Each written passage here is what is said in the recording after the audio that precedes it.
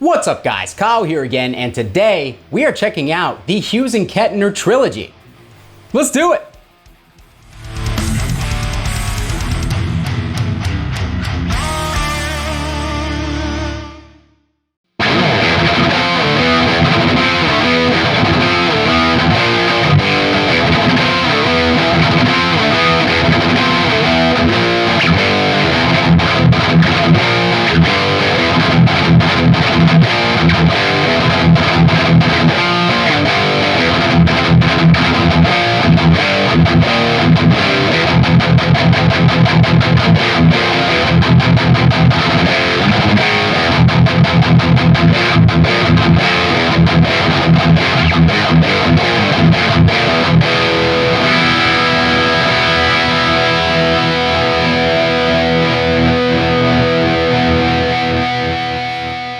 Alright guys, hope you're doing great out there today. If this is your first time here at my channel, my name is Kyle, and what I do is I take awesome high gain amps, guitars, cabs, speakers, pickups, overdrives. I record them with a simple SM57 setup, and I give you guys the unprocessed audio on your end. So if you're into East End or thrash riffs, drop C hardcore riffs, and dudes who can't even get their own taglines right, you're in the right place. Consider hitting the like button and subscribing on your way out so you don't miss any more of my stuff. Thanks! Alright guys, so today, you have asked, I don't know why I said it like that. You have asked me repeatedly to check out some Hughes and Kettner stuff, and guess what? We have some Hughes and Kettner stuff today. This is the Trilogy, which is a 100 watt 3-channel amplifier. Yes, 3-channel amplifier, and it seems like all 3 channels have different modes to them, so kind of in the vein of the Triamp a little bit, I guess. I'm gonna be 100% honest with you guys. I do not know the backstory of this amplifier. I do not know the lineage of it. I don't know when they started and stopped production of it. I do know that it's no longer in production. Yeah, unfortunately, I'm not gonna be able to give you a whole lot of info on it because I kind of got this one in real quick and it's going back out real quick. So what I can tell you about this is, as I said, 3 channels, 100 watts, all tube. This one is loaded with EL34B power tubes. Down here we have a master control section where you've got the master volume, you've got the presence, you've got an effects loop mix, which is kind of a cool function, but we do not have that on. There's also a button to put the effects loop in serial mode. That was on apparently. I don't know why, but it is. But over here we've got a clean section with your standard EQ controls. We've also got a sparkle and a clean button. What do those do? Who cares? On to the crunch channel. We've got a crunch and a boost button. I believe that the crunch is the channel switch button. The clean is the channel switch button to select the clean if you don't have the foot switch.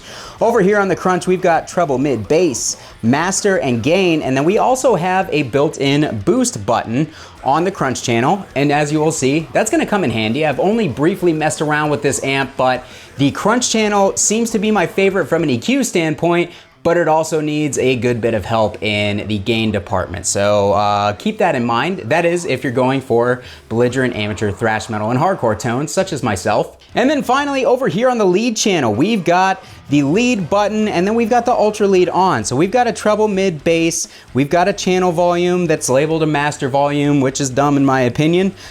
We also have the lead gain and the ultra gain. So we have 2 different gain controls on this lead channel, and we basically have 2 different types of lead gain on the lead channel. So overall, this is a pretty cool amp. It's got a lot of features built into it, and I can tell you at first glance, I think both the crunch and the lead channels are very usable, and there's a distinct voicing and gain difference between just the regular lead and the ultra gain. So with all that being said, I'm gonna jump into this demo. We got a lot of ground to cover. For that intro clip, I was using my Balaguer Typhon with a Seymour Duncan distortion bridge pickup, and we had the Friedman Buxom boost on to add some gain and to tighten this amp up a little bit. We're gonna turn that off. We are going into a Mesa 4x12 traditional cabinet with the stock vintage 30s SM57 on the V30. And let's go ahead and jump into this amp. I'm gonna go over to the crunch channel first. We are going to put everything at noon as far as the EQ goes. We're gonna roll that gain back,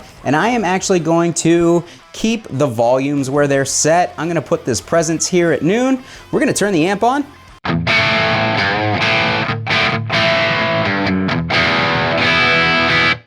we have a very quacky, very thin, bright crunch tone. So right off the bat, we're gonna go ahead, we're gonna dial that gain up. And we're going to bring the bass and the mids up. We're gonna pull that treble back.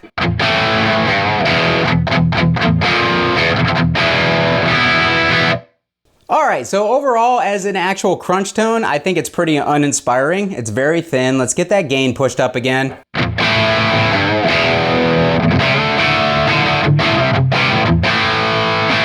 So that's something resembling a guitar tone at this point. Let's actually pull the mids back even more and let's get a little presence from the power amp.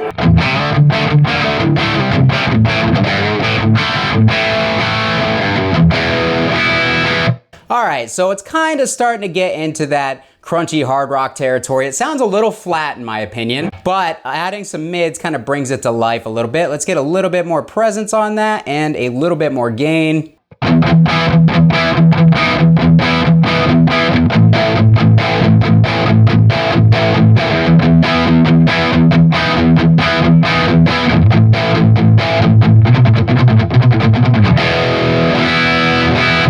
Not bad overall. Like I said, it's a little bit flat as is. I think it does need a tad bit of treble at this point.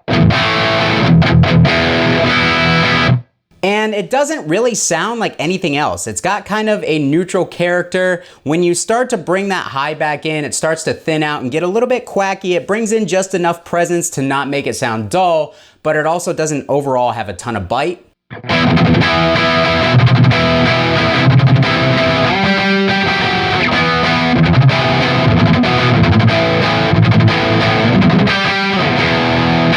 All right, so overall, yeah, nothing crazy. Take that boost and get some more gain going.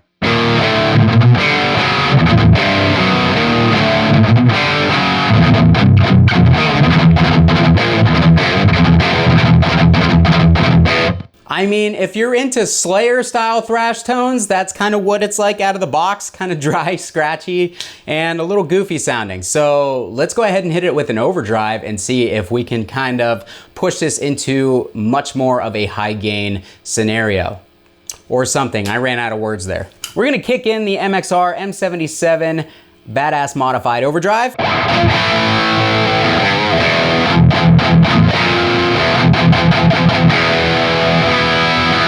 All right, and we are going to get some more low end going because this is pretty light on the lows, and we're going to reduce some of those mid.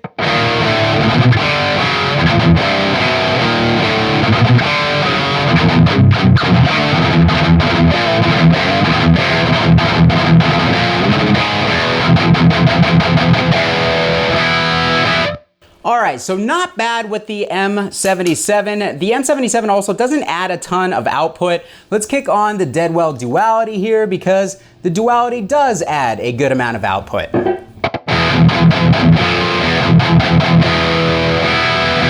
It also kind of fixes that overly mid-focused emphasis, I guess you could say.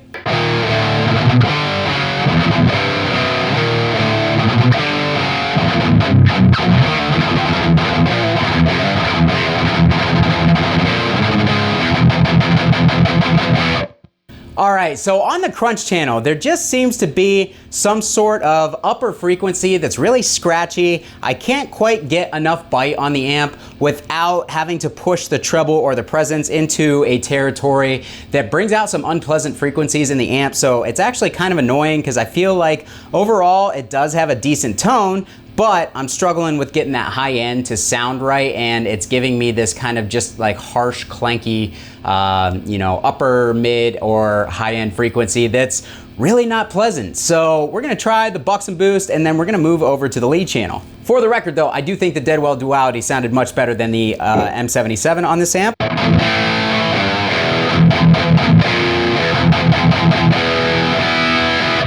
I think we have a clear winner in Overdrives, so that sounds really, really good. I'm actually gonna turn the tightness down on the Bucks and Boost.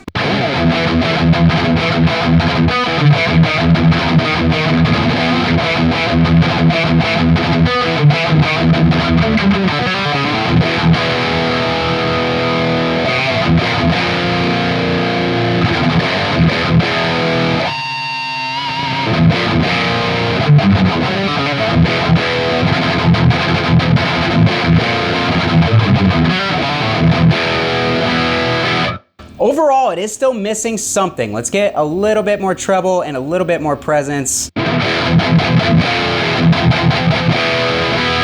Still, kind of same thing there. It's like as soon as you start to get the blanket off the speakers, let's go over to the lead channel and hopefully we get a little bit of a better result from this. We're gonna turn that Buxom boost off. We're gonna go back to noon on all the EQ controls on the lead channel.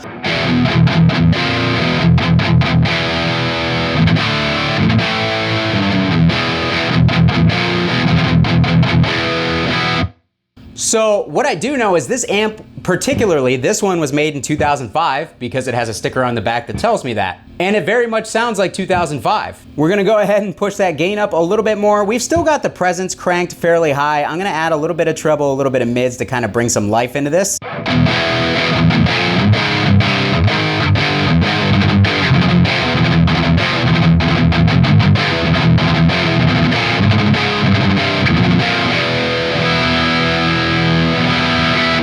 Overall, the clarity is there, but I just can't get that top end to sound right to my ear. It just sounds like there's a blanket over the speakers until there's not, until it's like too bright. So, all right, so let's explore the EQ a little bit. What happens when we scoop those mids out?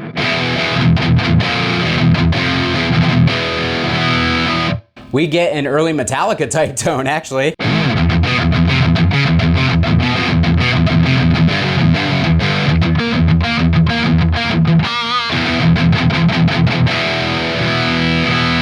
Sort of close to that anyways. Let's turn that gain up more.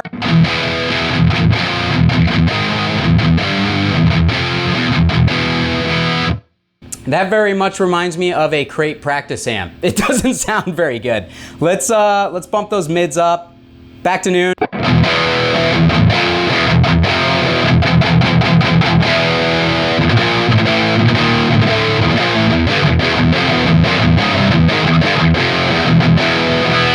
Let's turn the treble down.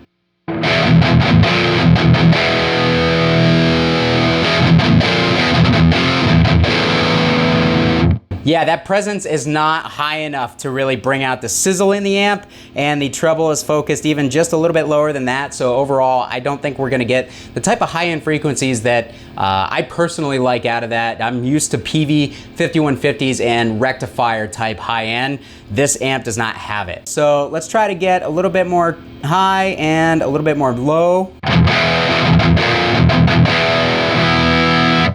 Man, that is an early 2000s guitar tone if I have ever heard one.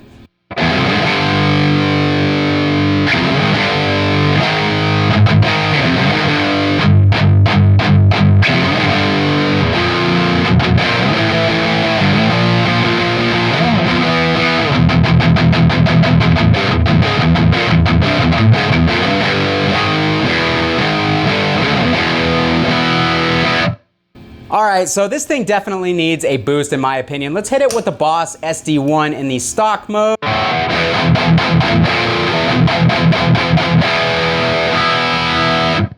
I love the SD1. Have we ever talked about how much I love that pedal? Let's do a video on it soon. Let's pull the presence out a little bit. Let's pull the treble out a little bit. Let's bump those the bass up.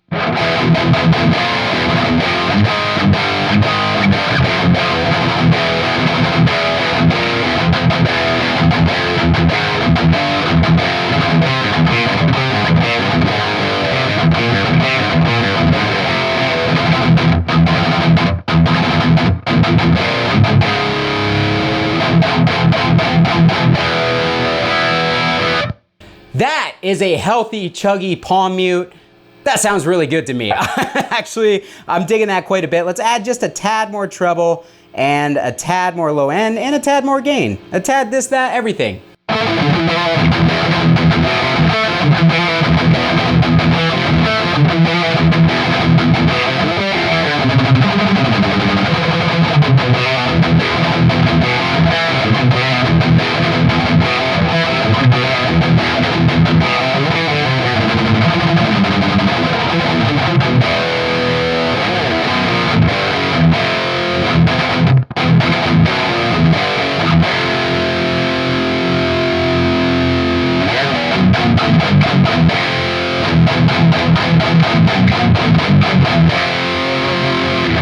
Yeah, again, I just can't get that top end balanced. Even with the SD1 on, that helped quite a bit, but certainly not my favorite amp. I'm gonna kick this off and we're gonna go directly over to the Ultra Lead. I'm not going to touch anything else on the amp. I'm actually gonna leave everything as is, and we are now on the Ultra Lead with the gain at noon.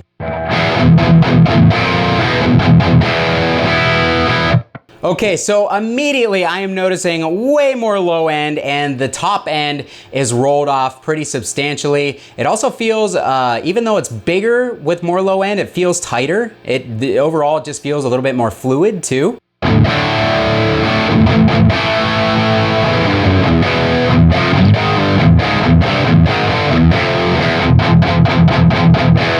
Again, I can't get it quite to sound the way that I want it without it being a little bit harsh in some of those frequencies, but the low end is really tight and punchy on this thing on its own. It doesn't need any help. I'm actually gonna roll the gain up just a tad. We're gonna roll the low end back a little bit.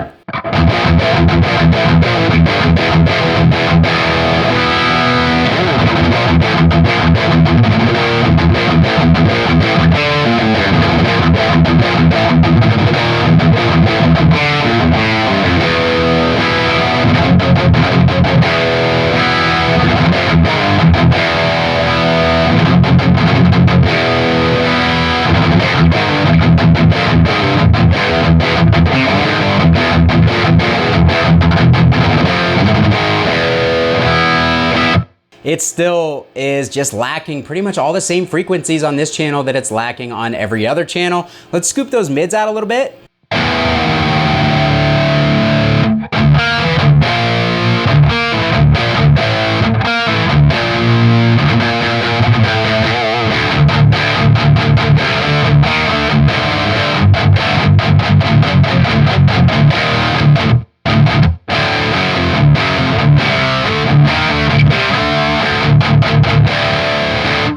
Definitely not my favorite. Let's pull that treble back a tad. Let's get those mids rolled back up. Let's kick that Boss SD1 back on.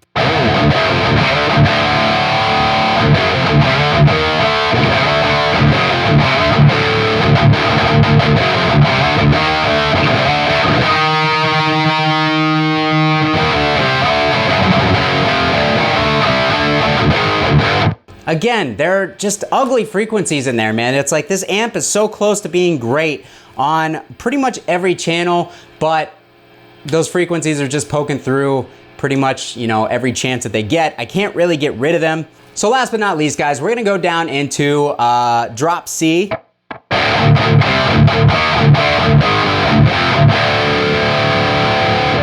Where this actually sounds surprisingly good all of a sudden.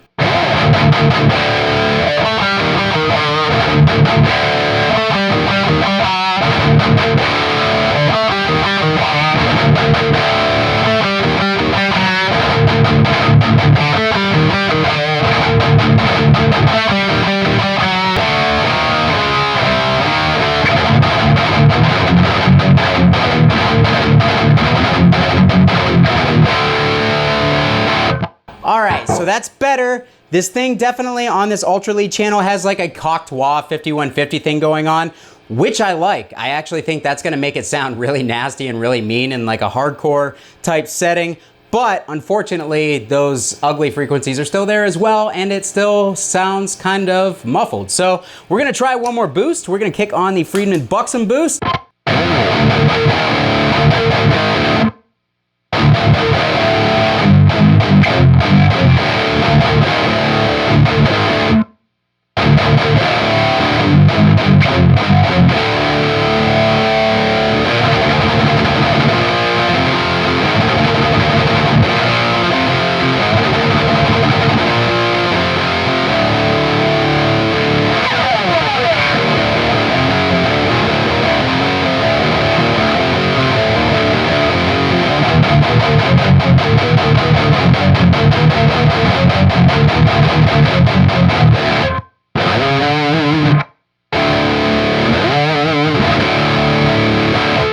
Alright guys, that is going to do it for me today on the Hughes and Kettner Trilogy. What did you think of this amplifier? What do you think about the sounds that I was able to get out of it and my assessment of the amp? Do you think I'm right, or are what you're hearing through your monitors, through this microphone, is that way different than what I'm describing to you? Does it sound good to your ears?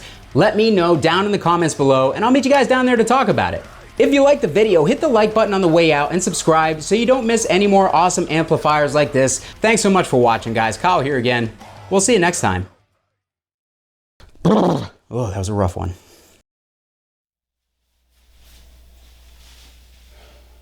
You know what this wall is missing? Another amp.